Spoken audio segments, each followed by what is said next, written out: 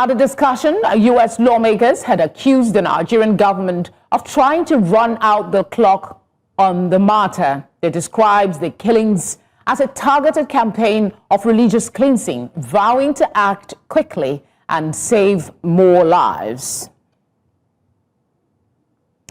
We're now joined by two constitutional lawyers, Liborous Oshoma and Yusuf Nurudeen, for some perspective. Thank you very much for joining us tonight. I'll start with you, Liborous. There seems to be a consensus when it comes to Nigeria collaborating with the U.S. to fight terrorism in Nigeria. But would you say the same for the U.S. Congress pushing to pressure Nigeria into disbanding Hisbah and banning Sharia law? Look, there are approach to everything.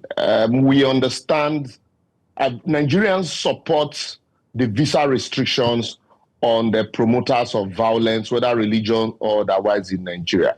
Nigeria also supports collaborations. Nigerians, the everyday Nigerians, support collaborations with not just the U.S., anybody, any government that can help Nigeria to combat insecurity, terrorism, and banditry.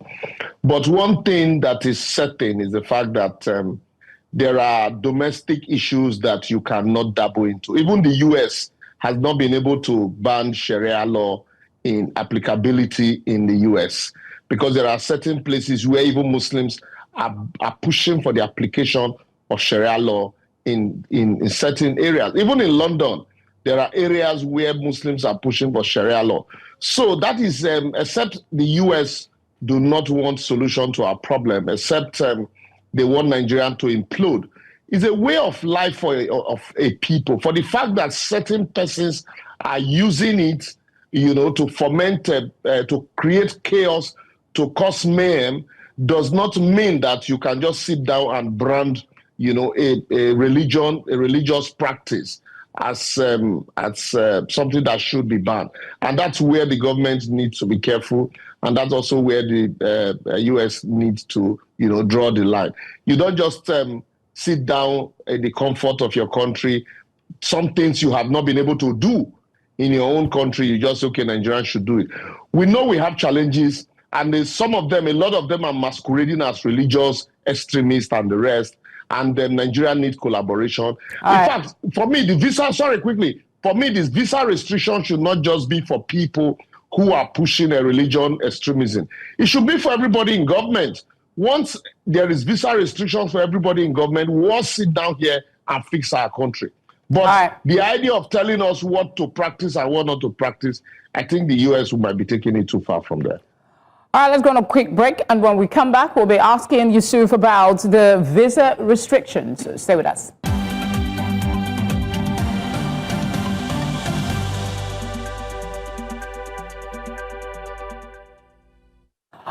We still have constitutional lawyers, Liborous Oshoma and Yusuf Nurudeen, for this conversation. Yusuf, I mentioned talking about visa restrictions when we return, just like the collaboration to fight insurgency and insecurity in Nigeria. Visa restrictions seem to enjoy some favor among Nigerians.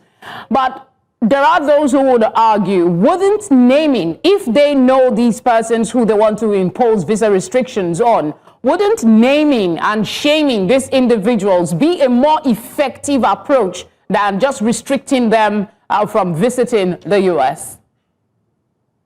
Yes, thank you very much. The issue of visa restriction is a very good approach to sanction Nigerian leaders to sit down here with us and solve the problem together.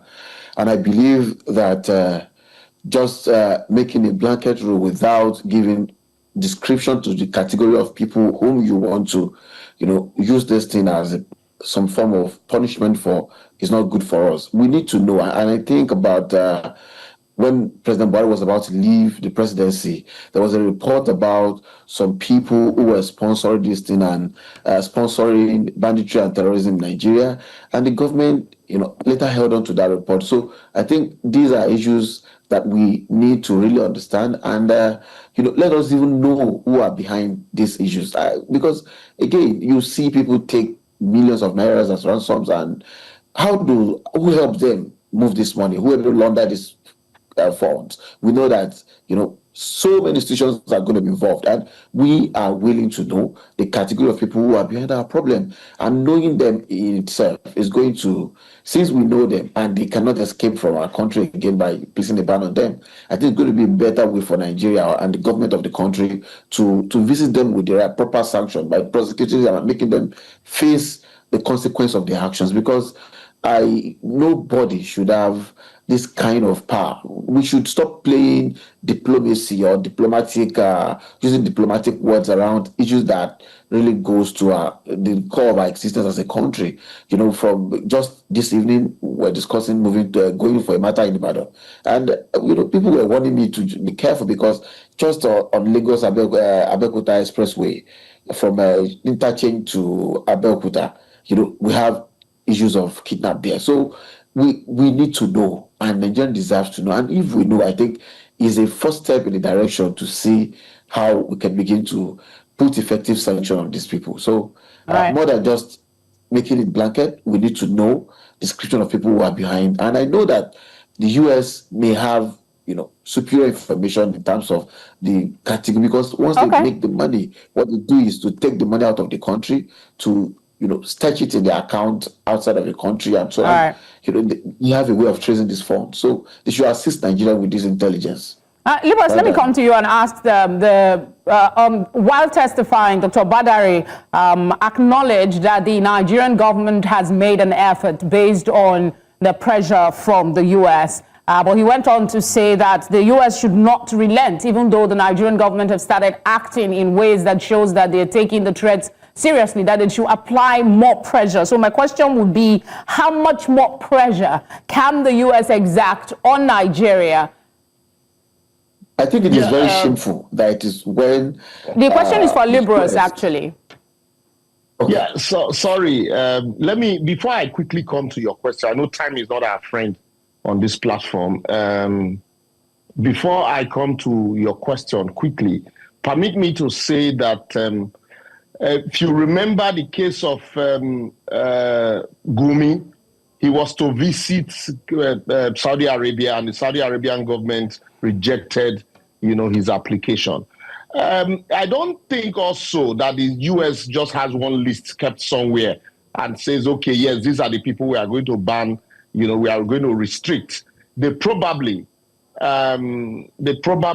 would have, intelligence gathering. And so gathering intelligence, anybody that comes within that radar, and then they can, apply those sanctions as they come.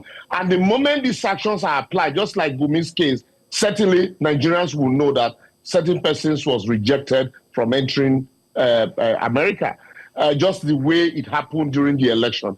And then coming to the issue of pressure, Nigerian government had consistently maintained that it is not just Christians that are being killed, and that everybody in Nigeria is in danger. And another thing is, why the U.S. is exerting pressure, the killings are skyrocketing. So it's as if the more the U.S. speaks, the more the killings, the more the threats, the more the spread. And then the government keeps reacting. So there is something that is amiss here. The big question we should be asking, you saw some of the guns that we saw the, bandits wielding. These are not rifles that you can just buy, off the shade. These are highly technical guns that, you don't just buy anyhow. So where are they getting it from? Who is equipping them? Where are they coming from? So let's also investigate this U.S. angle. It is not enough to say we are exerting pressure and then the bandits are becoming, more daring. The U.S. made an announcement. Kidnapping of students just suddenly started, and then the bandits are doing videos, releasing videos with coordinates and the rest, and then, the government keeps reacting. So we need to take a step backward a little bit and look at our own internal mechanism for fighting this terrorism. It's not just enough for us to say, oh, the US is exerting pressure, and then it is the US pressure that is making us to work. Because I really also don't, looking at the US and also the Venezuelan issue and the Nigerian issue, the oil and the rest. So I really don't trust the US so much with all of this, so many noise. But I think the government should put much more effort than wait for all this pressure from the US. Yusuf, to what extent could the designation of Nigeria as a country of particular concern and associated visa restrictions serve as leverage to compel Nigerian governments to take stronger actions against jihadist terrorist groups like Boko Haram and Hisbah, which allegedly exploits Sharia frameworks and Hisbah groups to impose extremist ideologies? I think that part of the Sharia thing is a narrative that we need to really, a conversation that we need to have in the country, because, we're in a country with heterogeneous population. We have a part of the country which was 90%, what's it called, size of Muslim population. And, we cannot say that Sharia is the reasons why this is happening, because Sharia in itself is a way of life for people. And when you look at the word Hisbah, it means holding people to account. Just like Lagos state government has neighborhood watch security outfit. That is what the Hisbah should be doing in the north. But yes, this has been abused, and there's a clock of saying that this is happening under the guise of these guys. But we all know that these guys are cashing out. It's an economic activity. It is more than it is an exploitation of some natural resources, and we know that there are international countries out of Nigeria who want to exploit these resources from us, and who doesn't want to go through the proper means. So these are issues that we need to, really conversation that we need to have to see that these issues are not just covered under the blanket of whether it is Sharia or it is not Sharia. We need to understand why is this thing happening in some part of the country, and what makes this thing more rampant. I saw a video of Major Al-Mustafa, and he said there was a particular mineral resources in Borno State that is worth more than $27 million per gram, and you see that this thing is happening in Borno State. We had that in Zamfara. There is gold almost everywhere, and we see that this thing is rampant in Zamfara. So to what extent are we interrogating the economic part of this conversation rather than just covering it with the cloak of religion? So I think the government need to look more into this issue. We need to, because we need to measure the correlation between these issues, so that we will not offend the sensitivity and sensibility of a group of people who believe that they have a way of life, and they are doing the activities lawfully within that range. Because when you look at Section 275 of the Constitution, it gives any state who desires it to have a Sharia court and to practice Sharia law. So we can't say that is. I'm afraid that's the much time will permit us for this conversation. Liborous, thank you as well. Yusuf, thank you for being here. Thank you. My pleasure.